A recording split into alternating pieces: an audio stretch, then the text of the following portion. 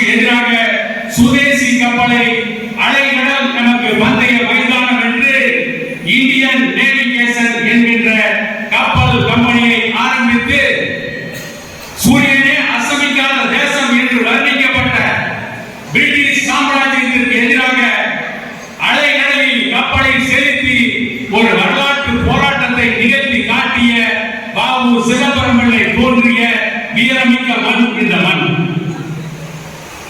இந்த தூத்துக்குடியிலே கடலிலே முத்துக்கள் கிடைக்கிறது. சங்ககாலம் முதல் கொண்டு தூத்துக்குடியிலே முத்துக்கள் கிடைத்திருக்கிறது. முத்துக்கு பெயர் போன நகரம் தூத்துக்குடி. இந்த தூத்துக்குடியிலே தான் தூத்துக்குடி ஸ்டெர்லைட் ஆலைக்கு எதிராக போராடி 13 முத்துக்களை துப்பாக்கி தோட்டாக்களுக்கு பலி கொடுத்த வீரமிக்க ஆண்களும் வீரமிக்க பெண்களும் நிறைந்திருக்கின்ற மாவட்டம் இந்த தூத்துக்குடி மாவட்டம். இங்கே உங்கள் முன்னால் பேசுகின்ற இந்த வசந்த வாய்ப்பினை எனக்கு தந்த தமிழக போராளி மருத்துவர் ஐயா அவர்களுக்கு நான் இப்பொழுது நன்றி சொல்ல கடமைப்பட்டிருக்கிறேன். எங்கோ எடப்பாடியில் ஒரு கிராமத்தில் பிறந்த நான் வரலாற்று பெருமை மிக்க இந்த தூத்துக்குடி மண்ணில், உழைப்புக்கு பெயர் போன இந்த தூத்துக்குடி மண்ணில் வட இந்தியாவிலிருந்து வந்த அணில் அகர்வால் என்கின்ற ஒரு பெரும் முதலாளி, ஒரு தரகு முதலாளி எங்கள் மண்ணை அபகரித்து எங்கள் காற்றை மாசுபடுத்துவதை அனுமதிக்க மாட்டோம் என்று போராடிய மக்கள் நிறைந்த இந்த மண்ணில் பேசுகின்ற வாய்ப்பினை எனக்கு தந்த மருத்துவர் ஐயா அவர்களுக்கு என்னுடைய வணக்கத்தை தென்றலை நோக்கி செலுத்துகிறேன். தைலாபுரத்தில் இருக்கின்ற எங்கள் ஐயாவிற்கு இந்த வணக்கத்தை தென்றல் காற்று கொண்டு போய் சேர்க்க வேண்டும் என்று அன்போடு கேட்டுக்கொள்கிறேன். நான் மகாபாரதத்திலே படித்திருக்கிறேன். வஞ்சக சகடியில் சூழ்ச்சி யோசனையில் துரியோதனன் கட்டிய அரக்கு மாளிகை பின்முட்டுகின்ற அளவுக்கு தனதாக ஜொலிக்கிறது. அந்த அரக்கு மாளிகையிலே இருந்த பாண்டவர்களும் அவருடைய தாய் குந்தி தேவியும் அழிந்து விட்டார்கள், மண்ணோடு மண்ணாகி விட்டார்கள், கருகி சாம்பலாகி விட்டார்கள் என்று கௌரவர்கள் கூட்டம் புதுகரித்தது, கொட்டமடித்தது, ஆனந்த கூத்தாடியது. ஆனால் பாண்டவர்கள் மடியவில்லை. பாண்டவர்கள் மீண்டு வந்தார்கள். அவர்களை கர்ணன் விஸ்வபரமாத்மா காப்பாற்றினார் என்று மகாபாரதம் சொல்கிறது. அதே போல இந்த இயக்கத்தை இன்றைக்கு அழித்துவிட துடித்தார்கள். பாட்டாளி மக்கள் கட்சியை ஒழித்துவிட துடித்தார்கள். எப்படி விஸ்வபரமாத்மா பாண்டவர்களை காப்பாற்றினாரோ அதே போல மருத்துவர் ஐயா அவர்கள் இன்றைக்கு இந்த பாட்டாளி மக்கள் கட்சியை காப்பாற்றி இருக்கிறார். விஸ்வபரமாத்மாவின் இன்னொரு பெயர் ராமதாஸ். எனக்கு பழைய திரைப்பட படத்திலே ஒரு பாடல் நினைவுக்கு வருகிறது. சிவாஜி கணேசன் நடித்த திரைப்படம் கௌரவம் என்று நினைக்கிறேன். மன்னனின் கௌரவம் சதுரங்க நடுவே மதிக்கின்ற சேனையோ பிள்ளையின் வடிவிலே என்ற அந்த பாடல் இன்றைக்கு நம்முடைய மருத்துவர் ஐயா அவர்களுக்கு பொருந்தும். ஆனாலும் கூட 87 வயதிலும் இன்றைக்கும் சளைக்காமல் போராடுகின்ற ஒரு தலைவர். என்றைக்கு திண்டிவனத்திலிருந்து அக்னி குஞ்சாக புறப்பட்டு ஜாதிவாரி கணக்கெடுப்பு சமூக நீதிக்காக போராட புறப்பட்டு வந்தாரோ அந்த போர்க்குணம் இன்று வரை அவரிடம் இருக்கிறது. நான் வரலாற்றிலே அவுரங்கசீப்பை படித்திருக்கிறேன். அவுரங்கசீப் தான் 89 வயதில் போர்க்களத்திலே வாழெடுத்து போரிட்டார் என்று நான் படித்திருக்கிறேன். என்னுடைய கண் முன்னால் இன்றைக்கு பார்க்கிறேன் மருத்துவர் ஐயா அவர்கள் 87 வயதிலும் இன்றைக்கு போராட்ட களத்திலே நிற்கிறார். இன்றைக்கு தமிழகத்திலும் பாட்டாளி மக்கள் கட்சியின் செயற்குழு கூட்டத்தை ஒரே நாளில் நடத்த வேண்டும் என்று திட்டமிட்டு ஒரு கூட்டத்தை நடத்துகிறார். பாட்டாளி மக்கள் கட்சி ஓய்ந்து போய்விட்டது, ஜெயித்து போய்விட்டது, அழிந்து விட்டது. ஐயாவுடன் யாரும் இல்லை, எங்களோடு தான் 95% பேர் இருக்கிறார்கள் என்று மாநிலத்தவர்கள் எல்லாம் தூத்துக்குடியில் வந்து பார்த்தால் தெரியும். தென் மாவட்டத்திலும் டாக்டர் ஐயாவுடைய குரல் மட்டுமே ஓங்கி ஒலிக்கிறது. தென் மாவட்ட மக்களும் டாக்டர் ஐயாவை தான் சமூக நீதி காவலர் என்று போற்றுகிறார்கள் என்பதை நாம் இன்றைக்கு பார்த்துக் கொண்டிருக்கிறோம். எனக்கு முன்னாலே பேசிய அண்ணன் சுப்பிரமணிய ஐயர் அவர்கள் சொன்னார்கள், மாவட்ட செயலாளர் அண்ணன் ராமச்சந்திரன் அவர்கள் அடுத்த தேர்தலுக்கான 15 பேர் இருக்கின்ற பட்டியலில் அவரும் இருக்கிறார். நீங்கள் நினைத்தால் இந்த கோவில்பட்டி மண்ணில் உங்களால் வெற்றிகளை குவிக்க முடியும். ஒரு அற்புதமான கூட்டணியை, ஒரு சிறப்பான கூட்டணியை மருத்துவர் ஐயா அவர்கள் அமைப்பார்கள். அமைத்து வருகின்ற 2026ஆம் ஆண்டு சட்டமன்ற தேர்தலில் கோவில்பட்டியும் பாட்டாளி மக்கள் கட்சி வசமாகும். உங்களால் முடியும். பெண்கள் அதிகம் தோல்வி இருக்கிறீர்கள்.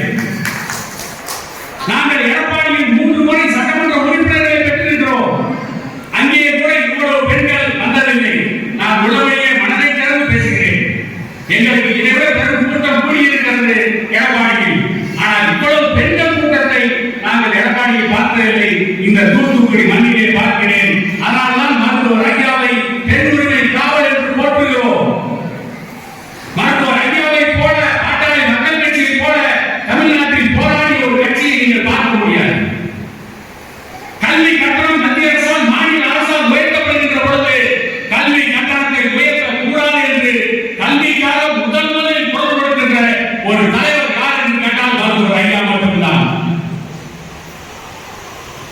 சுப்பிரமணிய பாரதி உங்களுக்கு பக்கத்திலே எட்டயபுரத்தில் பிறந்தவர்.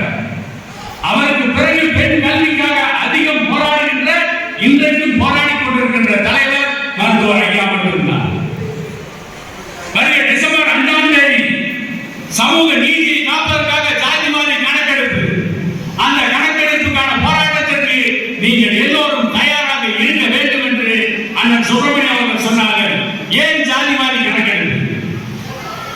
ஏன் ஜாதிவாரி கணக்கெடுப்பு இல்லாமல் படித்தவர்களுக்கு, திறமையானவர்களுக்கு யார் முதல் மதிப்பெண் பெறுகிறார்களோ அவர்களுக்கு ஏன் வேலை வாய்ப்பை கொடுக்க கூடாது? ஏன் ஜாதி அடிப்படையில் இடஒதுக்கீட்டை கொடுக்க வேண்டும்? ஏன் கலையை எண்ணுங்கள், எந்த ஜாதி எத்தனை சதவீதம் இருக்கிறது, எந்த ஜாதி எத்தனை சதவீதம் வாழ்கிறார்கள், அவர்களுக்கு அத்தனை சதவீதம் கல்வி வேலை வாய்ப்பில் இடஒதுக்கீடு கொடுங்கள் என்று ஏன் கேட்கிறோம்? ஏன் மருத்துவர் ஐயா அவர்கள் தொடர்ந்து போராடுகிறார்? இந்த இந்திய நாட்டில், தமிழ்நாட்டில், இந்த இந்து மதத்தில், ஏன் மற்ற மதங்களிலும் கூட ஜாதிகளிலே பொருளாதார அடிப்படையில் நாம் கட்டமைத்து இருக்கிறார்கள். பொருளாதார அடிப்படையில் உயர்ந்தவர்கள் மேல் ஜாதி, பொருளாதார அடிப்படையில் குறைந்தவர்கள் பின்தங்கியவர்கள், அவரிடம் குறைந்தவர்கள் மிகவும் பின்தங்கியவர்கள், பொருளாதார அடிப்படையில் மிகவும் மோசமானவர்கள், தாழ்ந்தவர்கள், மலைவாழ் மக்கள். அதற்காக தான் காக்கா கலைஞர் ஆணையத்தை ஜவஹர்லால் நேரு அமைத்தவுடன் அன்றைக்கு அண்ணல் அம்பேத்கரிடம் போய் காக்கா கலைஞர் கேட்டார், இந்த பிற்படுத்தப்பட்டோர் கல்வி வேலை வாய்ப்பில் எந்த அளவுக்கு உரிமைகளை பெற்றிருக்கிறார்கள், எந்த அளவுக்கு அவர்கள் கல்வி வேலை வாய்ப்பில் முன்னேறி இருக்கிறார்கள் என்கின்ற புள்ளி விவரங்களை சேகரிக்க வேண்டும் என்று அண்ணல் அம்பேத்கரிடம் கேட்டபொழுது அண்ணல் அம்பேத்கர் தெளிவாக ஒரு விளக்கம் கொடுத்தார். நேரடியாக கிராம பகுதிகளுக்கு போங்கள், எந்த ஜாதியில் பட்டப்படிப்பு படித்தவர்கள் அதிகம் இருக்கிறார்கள், எந்த ஜாதியில் பட்டப்படிப்பு படித்துவிட்டு அரசு வேலையில் தனியார் துறையில் உயர் பதவியில் இருக்கிறார்கள் அதை கணக்கெடுங்கள். எந்த ஜாதியில் பட்டப்படிப்பு படிக்காதவர்கள் இருக்கிறார்கள், எந்த ஜாதியில் படித்தவர்கள் குறைவாக இருக்கிறார்கள், எந்த ஜாதியில் பள்ளி இறுதி கல்வியை முடிக்காதவர்கள் இருக்கிறார்கள், எந்த ஜாதி முற்றிலும் கல்வி அறிவு பெறாமல் இருக்கிறார்கள் என்ற கணக்கினை எடுங்கள். பிற்படுத்தப்பட்டவர்கள் யார், தாழ்த்தப்பட்டவர்கள் யார், முன்னேறிய சமூகம் யார் என்று தெரியும் என்று சொன்னதற்கு பிறகு அப்படி எடுக்கப்பட்ட புள்ளி விவரத்தின் அடிப்படையில் தான் தமிழ்நாட்டில் பிற்படுத்தப்பட்ட ஜாதியாக 100 ஜாதிகளுக்கு மேல் கண்டறியப்பட்டது. அப்படி கண்டறியப்பட்ட அந்த ஜாதிகளுக்கு தான் இந்த பிற்படுத்தப்பட்டோர் இட ஒதுக்கீட்டை வழங்க வேண்டும். மிகவும் பிற்படுத்தப்பட்டோருக்கு 20% வன்னியர் உள்ளிட்ட சமூகங்களுக்கு வழங்க வேண்டும் என்று மருத்துவர் ஐயா அவர்கள் 1987ஆம் ஆண்டு இந்த தமிழ்நாட்டிலே போராடினார். அந்த போராட்டத்தில் 21 உயிர்களை பலி கொடுத்தோம். அதில் ஒரு முக்கிய கோரிக்கை ஜாதிவாரி கணக்கெடுப்பு நடத்தப்பட வேண்டும் என்று. அன்றைக்கு 21 உயிர்களை பலி கொடுத்ததற்கு பிறகு அன்றைக்கு சட்டமன்றத்திலே அந்த பலியான 21 பேருக்கு ஆதரவாக பேசுவதற்கு ஒருவரும் இல்லை, நாட்டில். இந்தியாவில் சுதந்திர போர் நடந்தது. இங்கிலாந்து நாட்டை சார்ந்த ராணுவ வீரர்கள் இந்தியாவில் இருக்கிற மக்களை கொடுமைக்கு ஆளாக்கினார்கள். ஆனால் இங்கிலாந்து நாட்டு பாராளுமன்றத்தில் இந்தியாவில் நடந்த கொடுமைகளை பற்றி பேசுவதற்கு செரிட்டன் என்கின்ற இங்கிலாந்து நாட்டு பாராளுமன்ற உறுப்பினர் இங்கிலாந்து நாட்டு பாராளுமன்றத்தில் ஒரு ஒற்றுமை தீர்மானம் கொண்டு வந்து இங்கிலாந்து நாட்டு பாராளுமன்றத்தில் பேசுகிறார். அந்த தீர்மானத்தை அவர் முன்மொழிகிறார். இங்கிலாந்து நாட்டு பாராளுமன்றத்திற்கு பெயர் காமன்ஸ் சபை என்பது, காமன்ஸ் கமிட்டி. அந்த காமன்ஸ் சபையை செரிட்டன் தீர்மானத்தை முன்மொழிந்தார். அவருக்கு பின்னால் பேச வருகிறார் மிகச்சிறந்த பேச்சாளர் எட்மண்ட் பர்க். இந்தியாவில் பிரிட்டிஷ் சாம்ராஜ்யம், பிரிட்டிஷ் அரசு செய்த கொடுமைகளை பற்றி விளக்கமாக அந்த பாராளுமன்றத்தில் எட்மண்ட் பர்க் பேசிய பொழுது, எட்மண்ட் பர்க் பேசிய அந்த காட்சியை, எட்மண்ட் பர்க்குடைய பேச்சை கேட்ட பார்வையாளர் மாடத்திலே அமர்ந்திருந்த பெண்கள் மயங்கி கீழே விழுந்தார்கள்.